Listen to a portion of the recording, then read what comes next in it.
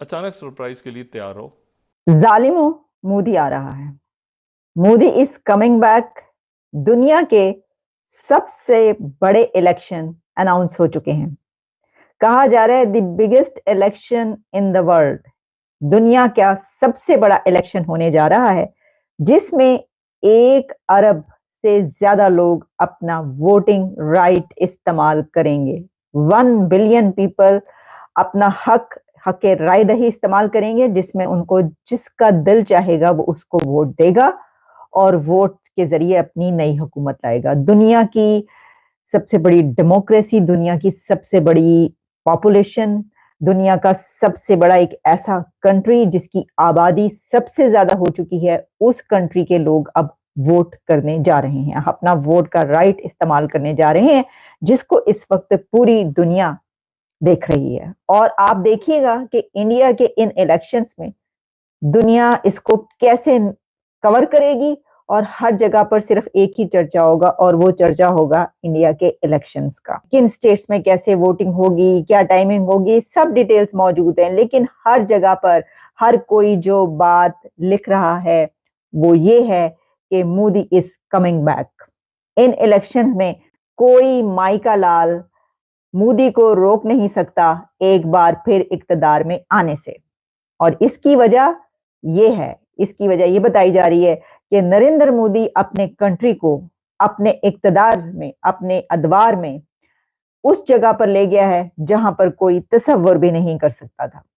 तो जनाब, वो जो मैं कहा करती हूँ कि जालिमों मोदी आ रहा है, तो जालिमों मोदी बस समझो आ ही चुका है। इसकी वजह यह है कि इंडिया के प्राइम मिनिस्टर नरेंद्र मोदी साहब ने एक जगह पर वो बात कर रहे थे, इंडिया कॉन्क्लेव 2024, और उसमें उन्होंने बात करते हुए ये कहा है कि he is coming back, I am coming back. लोग तो कह ही रहे हैं, दुनिया तो कह ही रही है, लेकिन नरेंद्र मोदी साहब ने खुद भी ये कहा है कि जालिमों मैं आ रहा हूं। किसी ने ये कहा कि कहीं जाहिलों में आ रहा हूं, नहीं जनाब, हम ये क्यों कहें किसी को। हम तो कहेंगे, वो मैंने आपको बताया था कि ये मैं क्यों इस्तेमाल किया करती हूँ, और बड़ा मेरा ये एक जो सेंटेंस है, ये फिक्रा पॉपुलर हो गया है और इस पे बड़े लोग पसंद करते हैं कि जालिमों मोदी आ रहा है। तो देखिए जनाब, हम आपको बताते हैं कि उन्होंने इस बात पे क्या कहा है, और एक और बड़ी मजे की जो उन्होंने बात की वो भी मैं आपके सामने रखूंगी कि क्या कहा है। लेकिन सबसे पहले आ, मैं आपको ये बताती हूँ कि जो बात ये कही जा रही है कि वो इंडिया को थर्ड लार्जेस्ट कंट्री, तीसरी बड़ी ताकत दुनिया में बनाने जा रहे हैं अपने इस टर्म में। ये जो बातें उन्होंने की, उन्होंने कह दिया, मैं बताने आपको वाली थी जो बात उन्होंने अब आखिर में कही। उन्होंने जितने कॉन्फिडेंस लेवल के साथ ये चंद बातें कही हैं कि मैं आने वाले इस दौर में, अपनी इस टर्म में, अगले 5 साल में मैं इंडिया का कौन कौन सा काम करूंगा, इंडिया कहाँ पहुंचने वाला है, इंडिया थर्ड बिगेस्ट पावर बनने लगा है, इंडिया का सोलर सिस्टम जो है मिशन कहाँ पहुंचने वाला है, इंडिया का चंद्रयान कहाँ पर पहुंचने वाला है, इंडिया चांद पर कौन से और मिशन भेजने वाला है इंडिया। यानी देखे ना, इंडिया चांद पर पहुंच गया, सूरज पर पहुंच गया, इंडिया थर्ड लार्जेस्ट इकोनॉमी बनने लगा है, इंडिया का रेलवे सिस्टम कहाँ पहुंच गया, इंडिया का इंफ्रास्ट्रक्चर कहाँ पहुंच गया। ये इसलिए वो इतने यकीन के साथ कह रहे हैं कि ऑलरेडी वो ये काम कर चुके हैं। भाई, जो बंदा ये काम कर चुका होगा, ये सब काम स्टार्ट हो चुके हैं, तो उसको ये कहने में क्या आर होगी कि मैं आपको अगले 5 सालों में करके दिखाऊंगा। ये तो वो शुरू कर चुके हैं। वो इतने यकीन से जो बात कर रहे हैं, उनका जो कॉन्फिडेंस लेवल है वो इसलिए है कि ये सब काम तो ऑलरेडी इनकी बात हो रही है, और वो ये बता चुके हैं, दुनिया को दिखा चुके हैं कि वो कहाँ पे ले जा चुके हैं। हाँ, इनके जो आगे अब एक्सटेंशन है और जो कंप्लीशन है, वो आप देखेंगे नेक्स्ट 5 ईयर्स में वो कंप्लीट हो जाएगा। स्टार्ट तो पहले ही वो कर चुके हैं ये सब कुछ, इसीलिए तो उनका डंका बज रहा है पूरी दुनिया में। तो कॉन्फिडेंस लेवल आपने चेक किया, ये कॉन्फिडेंस लेवल किसी पॉलिटिशियन में उसी वक्त आता है जब वाकई वो काम कर रहा हो, उसने ये काम करके दिखाया और पूरी दुनिया जो है उसे कहेगी यू आर द बॉस, और उसके ऑटोग्राफ लेने के लिए फिर रही हो, उसकी फैन बन रही हो, उसके साथ सेल्फी लेने के लिए जो है वो पागल हो रहे हो दुनिया के बड़े लीडर्स।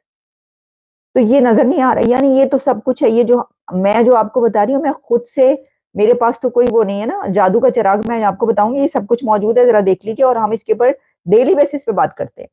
तो जनाबे वाला, ये जालिम मोदी आ चुका है। अब आपने जो करना है वो कर ले, कुछ नहीं हो सकता, कुछ नहीं हो सकता, उन्होंने करके भगा देता है।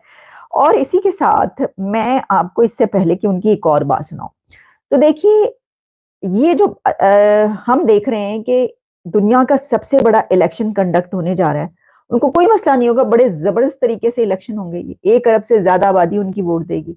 इधर देख लें आप 23 करोड़ में से शायद 10 करोड़ कितने 15 करोड़ लोग जो है, उनको अगर वोटिंग का हक है, उसमें से कितने सिर्फ वोट देते हैं, तो तब भी स्यापा पड़ा हुआ है।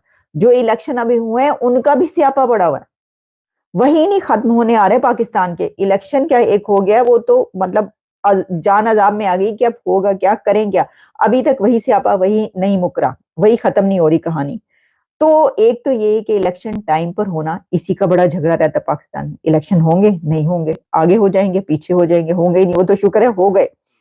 लेकिन फिर होता क्या है कि 2 साल के बाद वो हुकूमत ढेर हो जाती है। 2 ढाई साल निकाले हुकूमत ने, मतलब हमेशा से ये देखते चले आ रहे हैं बचपन से हम, बेनज़ीर भुट्टो से लेकर नवाज शरीफ तक 2-2 ढाई-ढाई साल निकाले और खत्म। फिर 10-10 साल के लिए डिक्टेटरशिप आ जाती है। अच्छा, उसके बाद फिर जब पॉलिटिशियंस आते हैं, जब हुकूमतें बनती हैं, तो वो जो है वो काम क्या होते हैं, वो पता आपको पता ही है क्या सूरत-ए-हाल है पाकिस्तान के अंदर की। मतलब काम अगर हो रहे हों तो इस वक़्त मुल्क की ये सिचुएशन हो, तो पाकिस्तान के पॉलिटिशियंस भी इसी तरह डंके की चोट पर खड़े होकर ये बातें कर सकते हैं, अगर वो भी काम करने वाले हों। अगर उन्होंने हमारी तो देखें ना, जो फॉरेन अफेयर्स की पॉलिसीज़ हैं, आप देख लीजिए क्या सूरत-ए-हाल है पूरी दुनिया से ताल्लुक। हमारी तो जो है वो 5 साल की पॉलिसी, क्या था वो तो बनती है 1 साल के लिए पॉलिसी। कोई आया तो पता नहीं अगले साल हुकूमत होगी नहीं होगी। जो टांगे इतनी खींची जाती हैं कि वो हुकूमत ही नहीं बचती, तो वो कहते हैं 1 साल की पॉलिसी बनाओ, 1 ईयर पॉलिसी बनाओ, पता नहीं अगले 1 साल के बाद हमने रहना है नहीं रहना। इस 1 साल में देख लो जो हम कर सकते हैं वो करो पहले, अगले साल की फिर देखी जाएगी। कैन यू इमेजिन कि उस कंट्री का मुस्तकबिल क्या होगा जहाँ की पॉलिसीज़ जो है 5 साल के बजाय 1, 2 या ढाई साल के लिए बनती हों, क्योंकि उसके बाद आगे मुस्तकबिल ही नहीं पता होता होना क्या है। तो वहाँ पर आप क्या करेंगे? तो वहाँ की पॉलिसीज़ तो जनाब 75 ईयर्स से चलती चली आ रही है।